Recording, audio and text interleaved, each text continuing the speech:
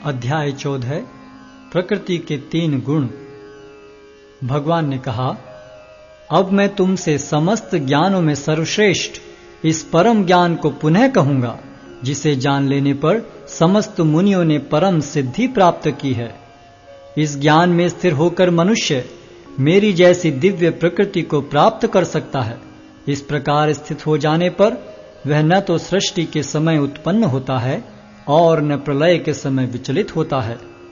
हे भरत पुत्र, ब्रह्म नामक समग्र भौतिक वस्तु जन्म का स्रोत है और मैं इसी ब्रह्म को गर्भस्थ करता हूं, जिससे समस्त जीवों का जन्म संभव होता है। हे कुंती पुत्र, तुम यह समझ लो कि समस्त प्रकार की जीव योनियां इस भौतिक प्रकृति में जन्म द्वारा संभव हैं और मैं उनका बीज प्रदाता पिता हूं। भौतिक प्रकृति 3 गुणों से युक्त है। ये हैं सतो, रजो तथा तमोगुण। हे महाबाहु अर्जुन, जब शाश्वत जीव प्रकृति के संसर्ग में आता है तो वह इन गुणों से बंध जाता है। हे निष्पाप, सतोगुण अन्य गुणों की अपेक्षा अधिक शुद्ध होने के कारण प्रकाश प्रदान करने वाला और मनुष्यों को सारे पाप कर्मों से मुक्त करने वाला है। जो लोग इस गुण में स्थित होते हैं वे सुख तथा ज्ञान के भाव से बंध जाते हैं। हे कुंती पुत्र, रजोगुण की उत्पत्ति असीम आकांक्षाओं तथा तृष्णाओं से होती है और इसी के कारण से यह देहधारी जीव सकाम कर्मों से बंध जाता है। हे भरत पुत्र, तुम जान लो कि अज्ञान से उत्पन्न तमोगुण समस्त देहधारी जीवों का मोह है। इस गुण के प्रतिफल पागलपन, आलस तथा नींद हैं, जो बद्ध जीव को बांधते हैं। हे भरत पुत्र, सतोगुण मनुष्य को सुख से बांधता है, रजोगुण सकाम कर्म से बांधता है और तमोगुण मनुष्य के ज्ञान को ढककर उसे पागलपन से बांधता है।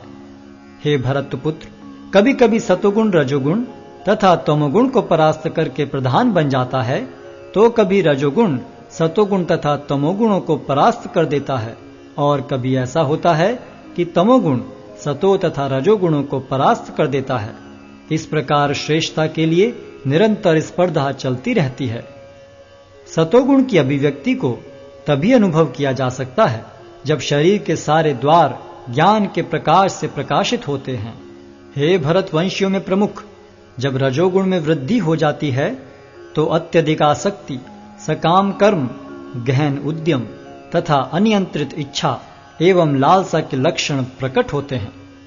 जब तमोगुण में वृद्धि हो जाती है तो हे कुरुपुत्र, अंधेरा, जड़ता, प्रमत्तता तथा मोह का प्राकट्य होता है। जब कोई सतोगुण में मरता है तो उसे महर्षियों के विशुद्ध उच्चतर लोकों की प्राप्ति होती है। जब कोई रजोगुण में मरता है तो वह सकाम कर्मियों के बीच में जन्म ग्रहण करता है और जब कोई तमोगुण में मरता है तो वह पशु योनि में जन्म धारण करता है। पुण्य कर्म का फल शुद्ध होता है और सात्विक कहलाता है, लेकिन रजोगुण में संपन्न कर्म का फल दुख होता है और तमोगुण में किए गए कर्म मूर्खता में प्रतिफलित होते हैं। सतोगुण से वास्तविक ज्ञान उत्पन्न होता है, रजोगुण से लोभ उत्पन्न होता है और तमोगुण से अज्ञान, प्रमाद और मोह उत्पन्न होते हैं। सतोगुणी व्यक्ति क्रमशः उच्च लोकों को ऊपर जाते हैं, रजोगुणी इसी पृथ्वीलोक में रह जाते हैं और जो अत्यंत गर्हित तमोगुण में स्थित हैं वे नीचे नरक लोकों को जाते हैं।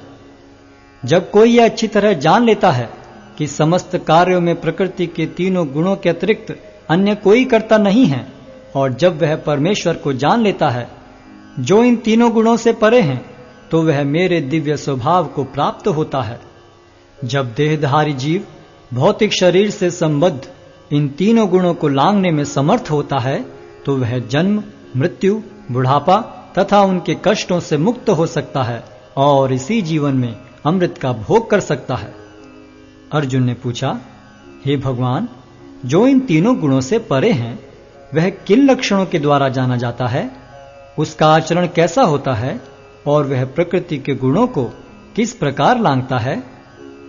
भगवान ने कहा, हे पांडुपुत्र, जो प्रकाश, आसक्ति तथा मोह के उपस्थित होने पर न तो उनसे घृणा करता है और न लुप्त हो जाने पर उनकी इच्छा करता है, जो भौतिक गुणों की इन समस्त प्रतिक्रियाओं से निश्चल तथा विचलित रहता है और यह जानकर कि केवल गुण ही क्रियाशील हैं, उदासीन तथा दिव्य बना रहता है, जो अपने आप में स्थित है और सुख तथा दुख को एक समान मानता है, जो मिट्टी के ढेले, पत्थर एवं स्वर्ण के टुकड़े को समान दृष्टि से देखता है, जो अनुकूल तथा प्रतिकूल के प्रति समान बना रहता है, जो धीर है और प्रशंसा तथा बुराई, मान तथा अपमान में समान भाव से रहता है, जो शत्रु तथा मित्र के साथ समान व्यवहार करता है और जिसने सारे भौतिक कार्यों का परित्याग कर दिया है, ऐसे व्यक्ति को प्रकृति के गुणों से अतीत कहते हैं।